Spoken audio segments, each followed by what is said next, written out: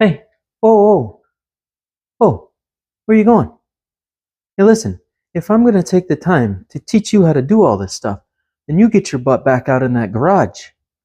And then you smash the subscribe and like button because I'm an awesome guy and I like to give free information. So you should do me a favor. But don't be walking away. We got things to learn today and to fix. So you better go grab your tools and get out in that garage right now. Right now. What are you waiting for? Go. Jeez. What's up, guys? My name is Daniel. I run the iFixIt YouTube channel. I try to make tips to help you guys as somebody who's been fixing things for a long time. Even though I'm new to the RV world, I can just tell you right now I can pretty much fix anything on an RV.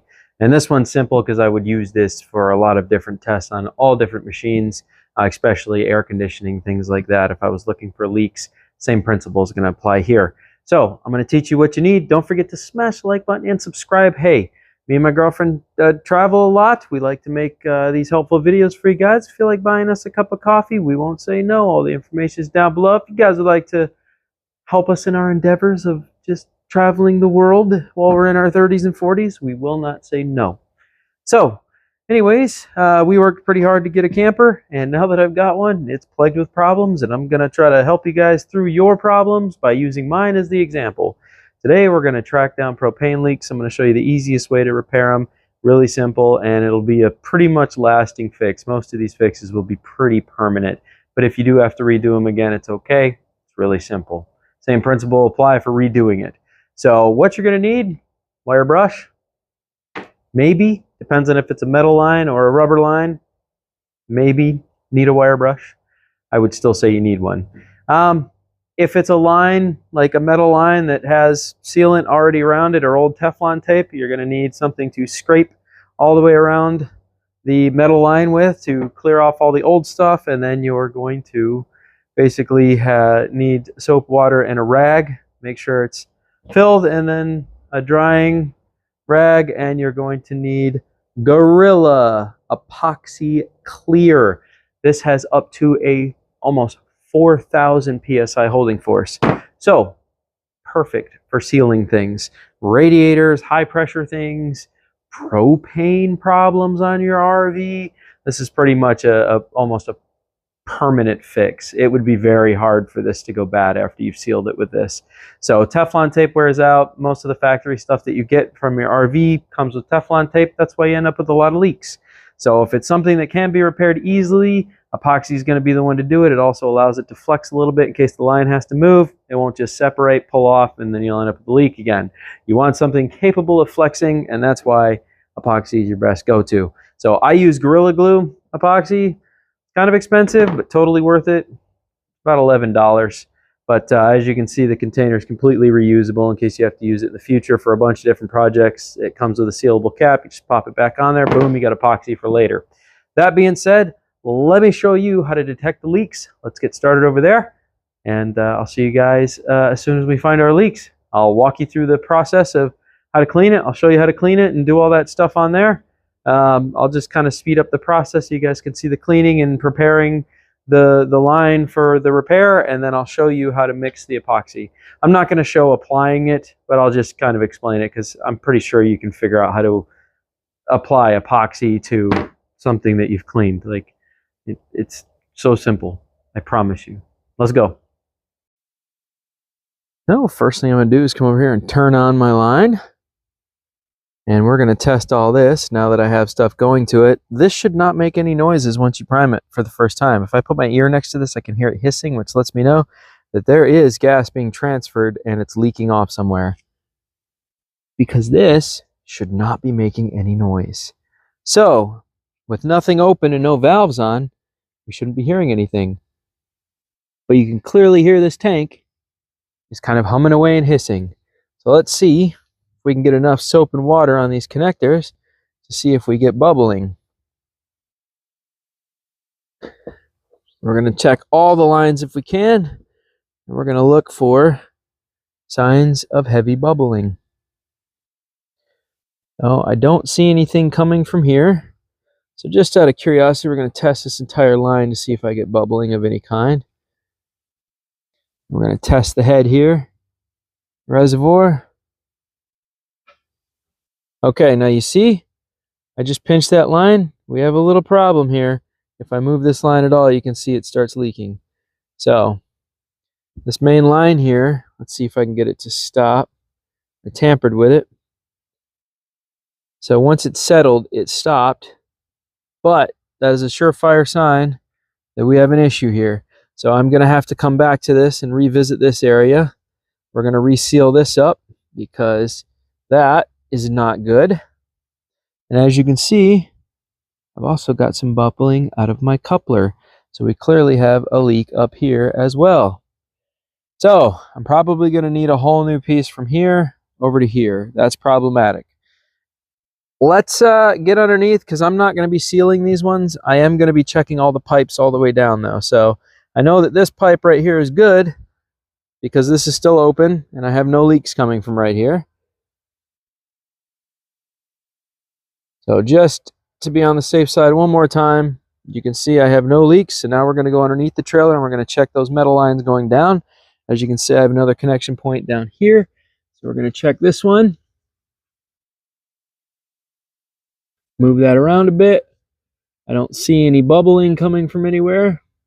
So we know that this is not leaking over to this point. Let's get underneath this thing. Now I do believe that this side might be leaking, and I say that because I think in that elbow down there I can smell it. So these lines are pretty rusty. Let's see if I'm right about that or not. I don't know if the front one's leaking, however, I do think the back one is leaking. So we're gonna let that sit on there for a sec. I do not see any bubbling, so I think this one is fine. So we're gonna go all the way back to that T section back there. Now while we're here, before we check that T back there, I should say that angle, we're gonna check these points real quick. Come on, Rag. Gosh. And see if any of these are leaking. I'm going to try to get all the way around them. And we're looking for bubbling. Excessive bubbling. Which I don't see there. Let's see here. This is where I think I have a leak, though. Somewhere over here. Yep, look at that. Boom. There's a good leak on the end here, as I thought. So that's a pretty darn good leak right there. So there we go. All right, so I figured that line was leaking. I was correct. I was correct. All right, now let's go check our appliances for signs of leak. We're just going to test these lines real fast. Make sure they're not leaking. That one's good to go. Let's come back here. We're going to test this incoming port here.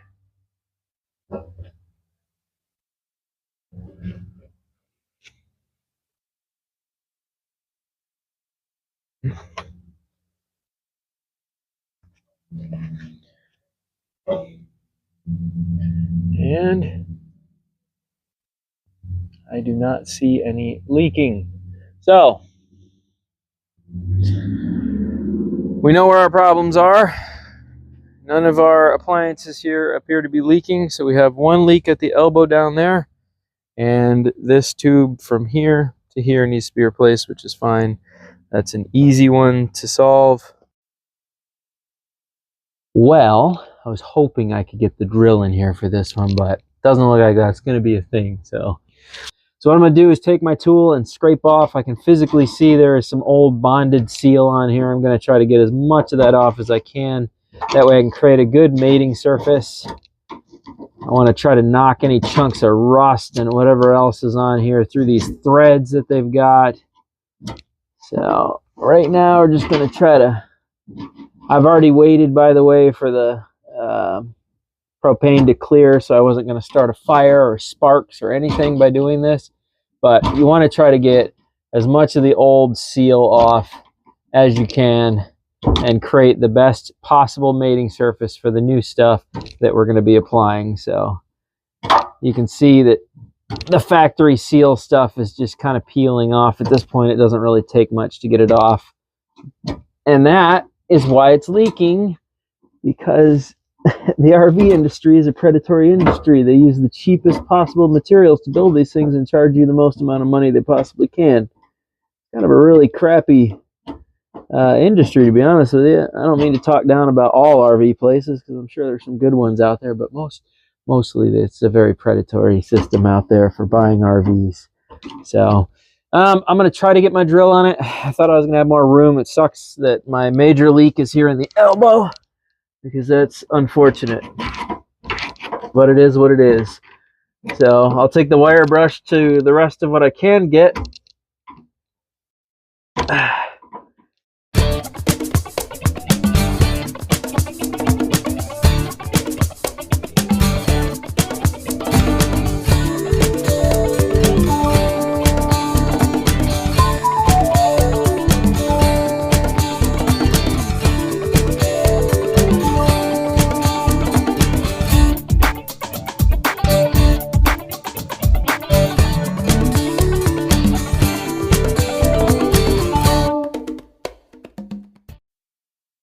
Alrighty guys, isopropyl alcohol.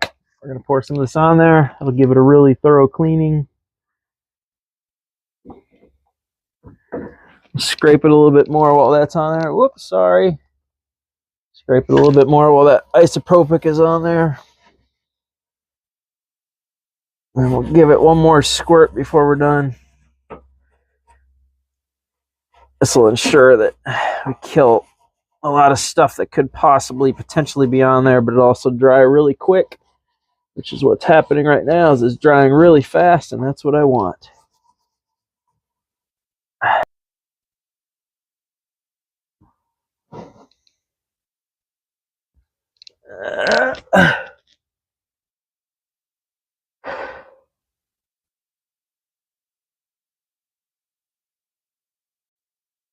All right, so there's a couple simple ways to do this. I'm just going to use a screw and some cardboard that I got here. You can use whatever you want. You just need something to put the epoxy on so you can mix it together. So basically this color is bonding with this color. You stir it for about 20 seconds. It turns kind of misty. It'll look like slightly silver for a second, then it'll start changing back to clear. That's how you know your mixture was ready to go. And be applied. You have about 5 to 10 minutes to start applying it before it'll start to harden. So get to it. So all you're going to do is pop your cap off. You're going to grab this plunger with both hands. You're going to put an even amount of pressure. I'm going to see if I can show this to you guys. We're just going to push out. Oh, dang, it didn't push the yellow side. There we go. And push out a good gob, just like that, until we have a good solid mixture of both. Boom. All right. Once you got that, all you're going to do is mix it together until, like I said, it turns into kind of like a silvery, it'll turn a weird color. This is very hard to do with one hand. Let me see if I can just get it to slightly start changing color for you. There you go. You can see it's starting to kind of change like pearl white. The more I stir it, the more it kind of starts turning pearl white. You need all of the mixture to basically be like that. Give me a sec. So as you can see, I stirred it up until it turned basically white. I know what it looks like. You don't have to tell me. And then it'll start turning clear again. However, with it turning white, lets me know that my mixture is solid. I can start applying this now. I would go get a spoon or something like that and start scooping it. The end of a spoon, stick, whatever you got. A lot of times these packages will come with a spreader, but I find that just breaking a plastic utensil in half and taking this and spreading it, you're just going to go all the way around the seal and put a big gob of it on there, let it dry. It's going to take 24 hours to completely cure and be solid. And remember to turn your propane off during this. You do not want to have any pressure on the line for 24 hours. And then after that, once it cures, you should have your problem solved. All right, it's been 24 hours. I got my soap down there. We're going to go ahead and turn the propane on. And let's see if I fixed it. And I'm going to tell you guys straight up, the reason why I chose this route, and always will, especially when it comes to metal lines, is because the issue you're going to run into, sorry, I got to sneak up underneath here. The issue you're going to run into is that I've learned over years of doing stuff like this that as much as I want to pull that off, right? And I want to put new Teflon tape on both ends, the moment I start unscrewing and putting tons of pressure on it, that'll break this, which then will break this, which then will break this, which then will break this, and I will accumulate way more problems than I'm looking for with just an initial fix. So as you can see, I put a really good, thick, good coating on there.